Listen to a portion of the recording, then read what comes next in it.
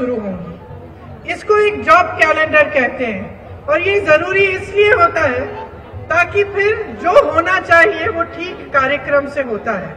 नहीं तो क्या होता है, काफी बच्चे परीक्षा दे देते हैं और महीनों सालों के लिए भी इंतजार करते हैं लेकिन नियुक्तियां नहीं होती। इसीलिए हमारा प्रयास रहेगा कि एक जॉब कैलेंडर बने और उस जॉब कैलेंडर के तहत ही सारी जो परीक्षाएं हैं और नियुक्तियां हैं, भर्तियां हैं वो हों।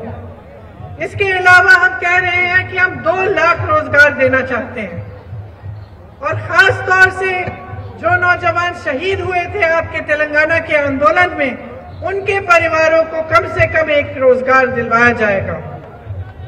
युवा साथियों, एक बात सुन लीजिए, आपको जॉब चाहिए ना, तो इसके लिए एक कंडीशन भरना पड़ेगा कि आप केसीआर और केटीआर को आप जॉब मत दो। अगर आपको जॉब चाहिए तो आपको सरकार बदलनी पड़ेगी। आज पूरे प्रदेश में किसान परेशान है। आपके ऋण माफ करने थे वो भी नहीं किए। किसान की भी ये परिस्थितियां हैं नौजवानों की तरह कि वो बहुत ही परेशान है। एक तरफ केंद्र सरकार की तरफ से महंगाई बढ़ती चली जा रही है, पेट्रोल डीजल महंगा हो गया है, टैक्स लग रही है हर चीज में, तो आगे बढ़ना, खेती से कमाई करना बहुत ही मुश्किल हो गया है।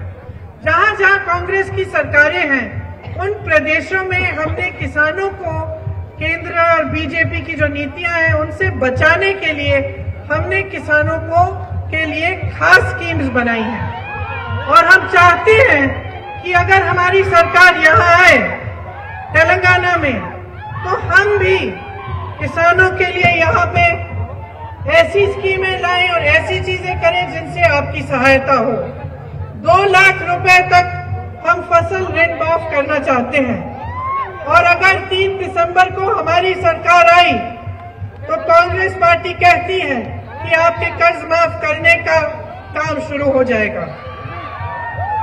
कई लोगों के पास भूमि के रिकॉर्ड नहीं है। केसीआर जी ने धरनी पोर्टल शुरू किया था, आप सबको मालूम होगा। उस समय कहा था कि उसमें रजिस्ट्रेशन का काम होगा, लेकिन बाद में पता चला कि इसका गलत इस्तेमाल हो रहा है और आपसे उस पोर्टल के जरिए काफी जमीनें छीनी गई। इस तरह की चीजों को बंद कराना और आपके लिए सही काम सही तरह से स्कीमें बनाना, ये कांग्रेस करेगी।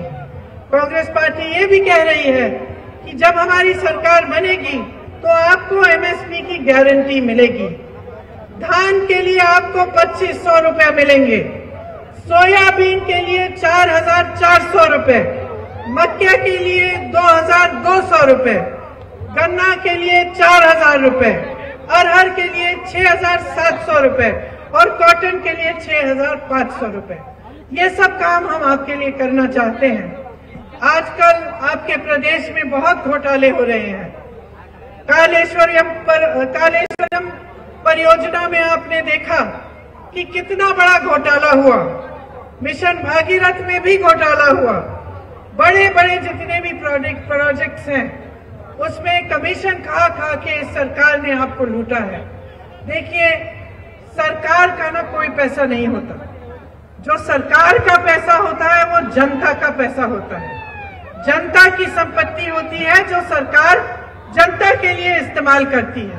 और जब ऐसी सरकार आती है कि आपके जो पैसे हैं, आपकी संपत्ति वो लूटती है और आपको नकारती है, आपके लिए काम नहीं करती, तो आपको एकदम सावधान होना चाहिए। देखिए, जो बीजेपी की सरकार है केंद्र में, उसने क्या किया, जो देश की